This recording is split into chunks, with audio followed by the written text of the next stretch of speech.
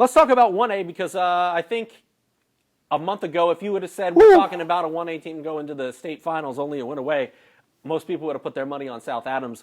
I can't stress it enough how impressive last Friday's win was for Adams Central. Again, they lost by 28 in the regular season. They won by 12 Friday. That's a 40-point swing. Michael Mosier and company getting it done. Before we dive into this week's matchup, what's your takeaway from last week, what we saw in the way that they beat South Adams? I don't want to say it's one of the biggest upsets I've ever seen because Adams Central is a really good team. It's not Elmhurst to Wenger back in the day, but it is as surprising of a game result as I've seen. Not that Adams Central won, but in the manner they won. Holding South Adams to 7 points.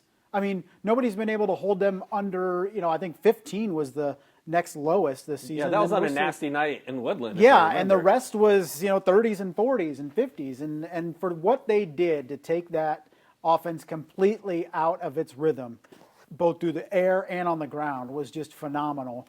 It's not, surprising that Adams Central won per se. It's just the manner that they did it. They didn't win 35-33. They won holding them to 7 points. Yeah, I was going to say the week before they won 38-28 against a pretty good Northfield team. But, man, it's like completely flipped the script, and they did not allow much going on offensively.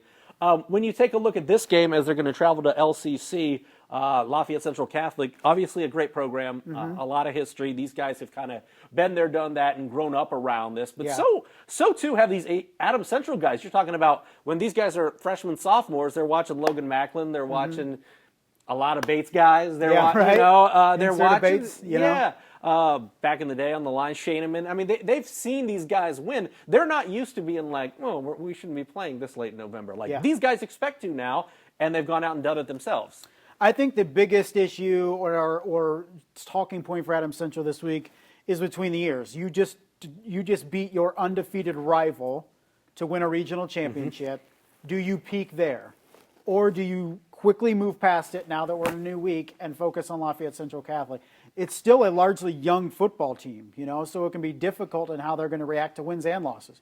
So how do they bounce back? How do they move forward? How do they prep for a really good LCC team? And how do they put a game plan together and execute it similar to what they did last Friday?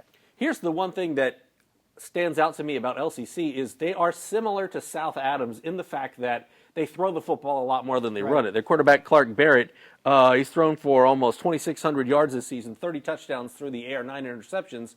On the 1A level, they resemble what South Adams does a lot more than they resemble what Adams Central does. And so last week, to a certain degree, is kind of good prep for what they're facing this week. It's like getting 2 weeks to prepare for the same basic offense in terms, I don't mean schematically, but in terms of what they're trying to do. Yeah, and the strengths of their offense for sure. So, you got that base there, and I think can Adams Central go out and move the football on the ground and play keep away effectively from LCC like they did with South Adams?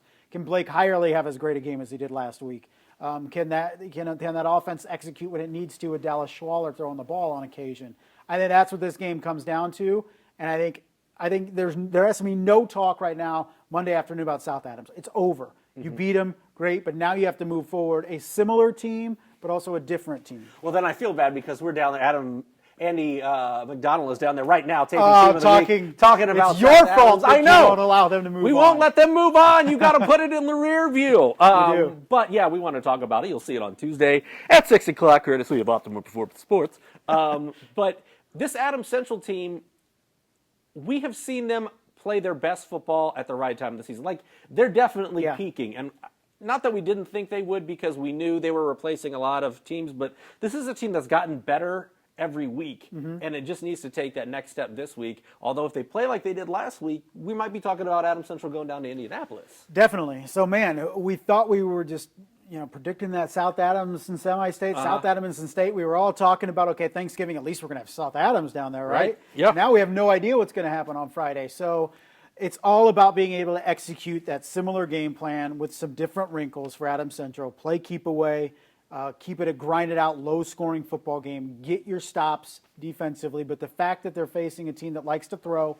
similar to South Adams, I feel plays to their advantage in terms of not having to have a completely new game plan and how to defend it. And I think that's really key in 1A because you don't get a lot of teams that throw the football around, perhaps, and it's like, statistically they're very, very similar, so it could be a very interesting Friday night as they travel to LCC to take on a team similar to South Adams. What are you most looking forward to about this week? Because this is the creme de la creme. This Yep. is, the best three teams relative to their class still alive. They've got a chance to play to go to Lucas Oil Stadium, and it's one of those Fridays where a lot of eyeballs are only on a handful of games.